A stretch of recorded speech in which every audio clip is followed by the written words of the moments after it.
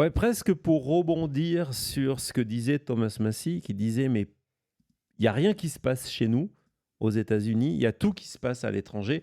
Je vais vous montrer la une hier de The Telegraph, donc, qui est un quotidien britannique. Et donc, vous avez ce scoop en une, alors que ce n'est pas quelque chose qui se passe directement du côté de la Grande-Bretagne, hein. Ça ne touche pas, ça n'impacte pas, en tout cas pas pour l'instant, directement Andrew ou Mendelssohn ou d'autres complicités au sein du gouvernement britannique. Mais vous voyez cette révélation que il y a des dossiers secrets de Jeffrey Epstein qui sont cachés à travers les États-Unis. Ouais. Voilà. Rien que déjà, Bah ouais, cette une, l'information comme ça, ça fait t'arrêter, quoi. Ah non, c'est certain, c'est certain. On nous dit depuis le début que tous les dossiers Epstein ont été rendus publics avec ces 3 millions de documents, que c'est pas besoin d'en voir plus. On sait que c'est faux, mais là, on est en train de nous parler d'une potentielle cache de nouveaux documents. Et quand je dis une, lorsqu'on rentre dans l'article, on va être complètement choqué par ce qu'on apprend. Donc l'article qui est documenté, prouvé, hein, ce n'est pas simplement des sources anonymes, ils ont les documents, c'est le fait que Epstein, pendant des années, et lorsqu'on parle de pendant des années, c'est une habitude qu'ils ont réussi à documenter dans cet article depuis le début des années 2000, lorsqu'il a compris qu'il commençait à y avoir des enquêtes, avant même son arrestation, qu'il commençait à avoir des enquêtes sur lui jusqu'à la fin de sa vie. Hein, il y a des paiements qui sont faits à ces différentes compagnies de lieux où vous pouvez stocker des documents. Donc, entre 2000 et 2019, au moins, Jeffrey Epstein avait cette habitude de ne pas garder des documents, des ordinateurs, des caméras chez lui. Et quand on voit ce qu'il gardait chez lui... Ouais. Et donc, on va rentrer dans cet article parce qu'il est complètement énorme. Ce qui est intéressant, c'est que la première partie de l'article va parler de ce lieu à quelques kilomètres de chez lui, à Palm Beach, donc du côté de la Floride. Et très clairement, vous allez le voir, va permettre d'établir que ça a été une volonté de la part de Jeffrey Epstein pour échapper à la justice, qu'il a été prévenu par quelqu'un à Palm Beach, à la police de Palm Beach, qu'il allait y avoir une perquisition chez lui, un petit peu comme Donald Trump avait été prévenu que le FBI allait faire des perquisitions chez lui et a caché les documents. C'est encore un parallèle à faire. Ils ont fait exactement la même chose. C'est-à-dire que Donald Trump avait fait cacher les documents secrets dans des lieux de stockage à l'intérieur de Mar-a-Lago. Et lorsqu'il a su que le FBI venait, il les a fait embarquer dans son avion pour qu'ils soient stockés du côté du New Jersey. C'est exactement la même chose. Mais là, Epstein, lui, de ses 5 propriétés, je crois qu'il y avait à l'attente de sa mort, il a fait donc disperser dans au moins 6 lieux différents ce matériel-là. Et ce qui est fou, c'est que autant Donald Trump avait utilisé son valet à l'époque, qui est devenu aujourd'hui le président de l'Académie navale des États-Unis, qui est son ancien responsable de la livraison de Diet Coke avec le bouton au bureau ovale. Lui aussi, d'ailleurs, est impliqué dans certaines histoires d'agression sexuelle. Exactement. Bon, parenthèse. Parenthèse, tu fais bien de le rappeler. Et donc, Jeffrey Epstein, lui, utilisait des détectives privés. Pourquoi, à mon avis, il utilise des détectives privés? C'est parce que ces détectives privés qui ont été identifiés et retrouvés par le Telegraph, aujourd'hui, se protègent du fait qu'ils ont un accord de confidentialité avec leur client, même si leur client est mort. Et que, du coup, ils ne peuvent pas donner plus d'informations que ce qui est public dans ces documents-là. Donc, on va avancer dans cet article. Et là, on voit qu'il a loué au moins un endroit, pas très loin de son domicile, lorsque il était ami avec Donald Trump. Donc, dès 2003, je vous rappelle qu'il a été condamné à cette peine aménagée en 2008. Donc, on est 5 ans avant, où il engage des détectives pour gérer un lieu secret où il va entasser ses ordinateurs, des caméras, tout ce qui est compromettant. Et qu'il va payer ce lieu-là jusqu'en 2019. Ouais. Complètement fou de voir ça. La suite est autant fou. C'est de se dire que donc on a les preuves documentées de ces paiements de carte crédit pendant la saison de ces lieux-là, et que par contre il n'y a aucune preuve que le FBI, la police ou que n'importe quelle autorité américaine est allée sur ces lieux retrouver ce que Epstein cachait. Ouais, il y a tellement pas de preuves qu'en fait les preuves qui existent, c'est le contraire. C'est que on sait qu'il n'y a jamais eu de descente, de perquisition de ces lieux, alors que le Telegraph utilise une partie des documents qui font partie du dossier. Lorsque, par exemple, vous allez le voir, ils ont les relevés bancaires de Jeffrey Epstein, ça vient du dossier Epstein qui vient d'être rendu public par le FBI. Et malgré cela, ces lieux, loués, payés, sans se protéger pour le coup, par Jeffrey Epstein, n'ont jamais été visités. Ce qui veut dire que potentiellement, soit ces lieux ont été vidés, soit, comme la loi en Floride autorise et vous avez évidemment vu ces émissions, ces Storage Wars, quelque chose, le titre comme ça, la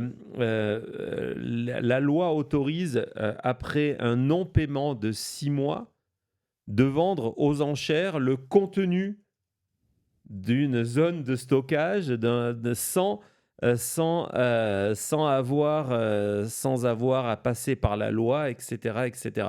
Donc, on va continuer parce que cet article et les preuves qu'il présente est complètement fou. Donc, eux, ce qui a mis un petit peu la puce à l'oreille au Telegraph, c'est que lorsqu'ils sont passés, comme tout le monde, à travers les 3 millions de dossiers, ils se sont rendus compte qu'il y avait peu de photos, il y avait peu de vidéos, alors que toutes les survivantes, qu'elles soient aux États-Unis ou ailleurs, parlaient en permanence du fait qu'il y avait des vidéos, il y avait des photos qui servaient à faire du chantage, même les amis, qui servaient à les maîtriser elles-mêmes pour pas qu'elles aillent parler, en leur disant si tu parles, on sortira les photos et les vidéos de toi en train d'avoir des relations sexuelles, etc., etc. Même les amis d'Epstein, on a des vidéos de Howard Lutnick, par exemple, qui expliquent que Jeffrey Epstein était le roi du chantage, qu'il avait de l'info. On a eu Michael Wolff sur cette émission qui a parlé plusieurs fois de des photos comprimantes que Jeffrey Epstein avait, y compris apparemment sur Donald Trump. On a eu des expertes de architecture qui sont venus expliquer qu'elle avait vu à New York des salles où Epstein faisait filmer en douce ces choses-là. Les nombres de témoignages qu'on a par rapport à ça depuis le début de cette affaire, c'est énorme. Non, c'est énorme. Et donc, ceci explique cela. Et donc, ils sont partis de ce constat en disant, mais il y a un décalage. Il y a un décalage. Quand on voit les photos, on a quelques illustrations des caméras vidéo chez Epstein. On sait qu'il avait, par exemple, je vais vous montrer à New York. Regardez chez lui. Il n'avait pas de garde qui travaillait lui. Ce sont des moniteurs qui filmaient les pièces de chez Epstein, qui étaient toutes branchées à des disques durs pour sauvegarder ces vidéos-là. Et ces vidéos-là ne le sont pas. ils vont découvrir dans le Telegraph, dans leur enquête, que du côté de Manhattan, il n'avait pas un, mais il avait 2 entrepôts différents dont un, et c'était toujours un des signes qui est extrêmement troublant, c'est que la proximité entre son domicile et ses entrepôts. C'est pas à l'autre bout de la ville, c'est au pire à quelques kilomètres, voire suffisamment près pour que, c'était le cas à Manhattan, il y aille à pied. Il pouvait aller à pied dans ces entrepôts. Et ces entrepôts, je le répète parce que c'est extrêmement important, lorsque le Telegraph est allé regarder tous les avis de perquisition qui existent sur ce dossier-là, qui sont publics, dans ces perquisitions, il n'y a jamais ces entrepôts qui sont cités. Alors, les quelques documents que l'on a, ce sont les vidéos qui ont été saisies. On a des photos du dossier qui montrent quelques vidéos qui ont été saisies. Tiens, si tu peux nous montrer, ouais, vas-y. Qui ont été récupérées. Donc, vous voyez le genre de choses Ça, qui a c'était été chez lui. récupéré chez lui. Et donc, on découvre que ces entrepôts, il y en a à Palm Beach, il y en a à Manhattan, il y en a à St. James et il y en a à proximité du Zorro Ranch, qui n'a jamais été, ça va venir, parce Jusqu'à que maintenant, grâce aux élus démocrates du Nouveau-Mexique, il va y avoir enfin une enquête. Et entre autres, dans l'enquête, on en parlait il y a quelques jours, ils comptent aller vérifier. Il y a plusieurs informations dans le dossier qui expliquent que des cadavres, je suis désolé, mais des cadavres auraient été enterrés à proximité du Zorro Ranch. Donc ça va être évidemment vérifié. On va voir ce qu'on peut trouver. Et que donc, il avait aussi, donc c'est toujours le même principe. En 2012, il y a une photo qui est attaché à un de ces documents, dans un de ces emails qui est envoyé par un détective privé qui travaille pour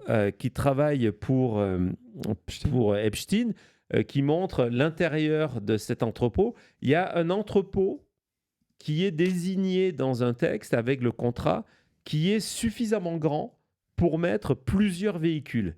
Il n'y a pas de véhicule à l'intérieur.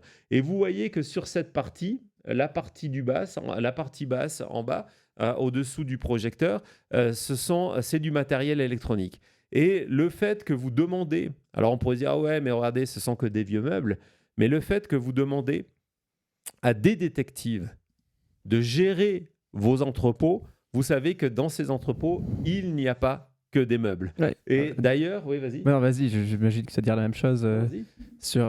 Peut-être ça va venir plus tard. Je vois qu'on a encore plusieurs documents dedans. Mais d'ailleurs, on a même d'autres preuves que c'est pas que des meubles dedans, parce qu'on a des échanges entre Epstein et un ami en demandant pour une certaine photo qu'Epstein doit dire, ah ouais, je dois te la chercher du storage. Ouais, exactement. Attends, tu peux le montrer peut-être. Il est là. C'est ça? Je sais pas. Tu en parles, donc je ne sais pas. Non, ça c'est autre chose. Ça, je ne sais même pas ce que c'est. Ok, donc on va retourner dans l'ordre du coup. Donc on avance dans cette enquête vraiment formidable du Telegraph. Donc on voit que dans les instructions envoyées par Epstein, il demande spécifiquement de déplacer les ordinateurs, que plusieurs fois, il y a des discussions entre les gens qui travaillent pour lui et les détectives de déménagement d'ordinateurs, de CD. Les CD, ce n'est pas des CD de la musique. On vous a montré les CD. Ce sont ces CD où étaient transférées les photos et les vidéos. Donc, vous avez ça dans les îles Vierges américaines. Et donc, encore une fois,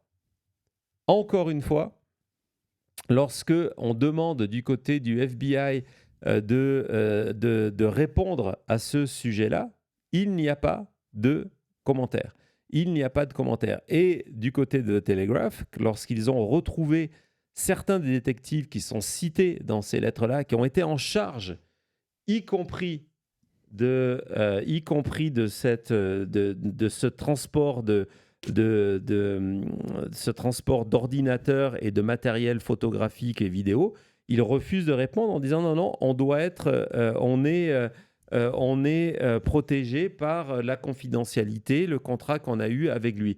Et donc, on revient, et ça, c'est quelque chose, lorsque nous avions invité Michael Wolff, il en avait parlé, et on vous en a parlé plusieurs fois, que lorsque, en 2005, la police de Palm Beach arrive chez Jeffrey Epstein pour l'arrêter pour la première fois dans le cadre de l'enquête qui va l'amener en prison en 2008, pour saisir le matériel, il n'y a plus rien. Il remarque que, oui, il reste peut-être un ordinateur portable, mais il remarque que la maison est équipée pour avoir des caméras vidéo, mais que les caméras ne sont plus là, qu'il n'y a aucun enregistrement disponible, que tout n'est pas là et que, je me rappelle dans le rapport de 2005, où on remarque qu'il y a des prises pour les modems, pour les ordinateurs, mais que les ordinateurs ne sont plus là. Et donc là, on a vu que dès 2003, il était en train de louer ses entrepôts. En Floride, quand la police a commencé à enquêter, est venue chez lui en 2005, il manquait des choses. Exactement. Et allons voir cet email de 2009, Thomas. Là, il est là parce qu'il est extrêmement intéressant. C'est justement deux des détectives qui sont en train de discuter de tout ça en disant qu'est-ce qu'on fait ? Et parce que l'affaire est terminée. Et donc, vous comprenez que dans cet email, ils sont en train de dire, bon, maintenant que les poursuites sont terminées, est-ce qu'on vide ou pas l'entrepôt ? Donc, on comprend qu'ils sont allés mettre ce matériel, ces ordinateurs, ce matériel électronique, ces ordinateurs, ces caméras et tout ce qui était chez Jeffrey Epstein pour que la justice américaine ne les trouve pas. Et c'est la preuve d'un cover-up, c'est la preuve d'une corruption au sein de la police de Palm Beach. Mais en tout cas, voilà, c'est le genre d'information que publie hier The Telegraph. Vas-y, continuons. Donc là, encore une fois, on revient sur le fait que c'était pas loin de où il habitait. Exactement. Et à chaque fois, c'était le cas. Ça lui permettait d'aller en quelques minutes dans ses entrepôts ou à pied dans le cas de Manhattan. On va continuer à avancer.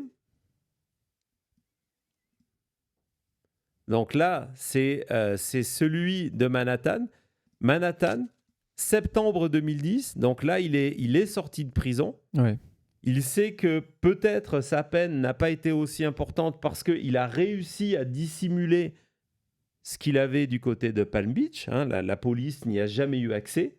Il recherchait ce matériel électronique depuis 2005. Ils n'ont jamais eu accès parce que des détectives l'avaient caché pour Epstein. Et en septembre 2010, il fait exactement la même chose pour se protéger de ne pas garder chez lui tout ce qui est vraiment compromettant. Donc là, voilà, c'est ce que tu disais ouais. tout à l'heure, et c'est une discussion entre détectives, c'est de parler de l'envoi d'une photo et en disant je n'ai pas la copie là, elle est dans le storage avec tout le reste. Donc encore une fois, c'est la preuve que ces entrepôts... Ça, c'est en 2009. En 2009, c'est la preuve que ces entrepôts servaient à mettre ce qui est électronique. Et on voit que William Riley explique la prochaine fois que je vais y aller, donc il y avait des voyages permanents vers ces entrepôts qui ont échappé à l'enquête. En 2009, on a la preuve que Epstein recherche des photos qui sont dans un storage unit. Donc... c'est vraiment, encore une fois, on a dit que c'était un énorme scoop.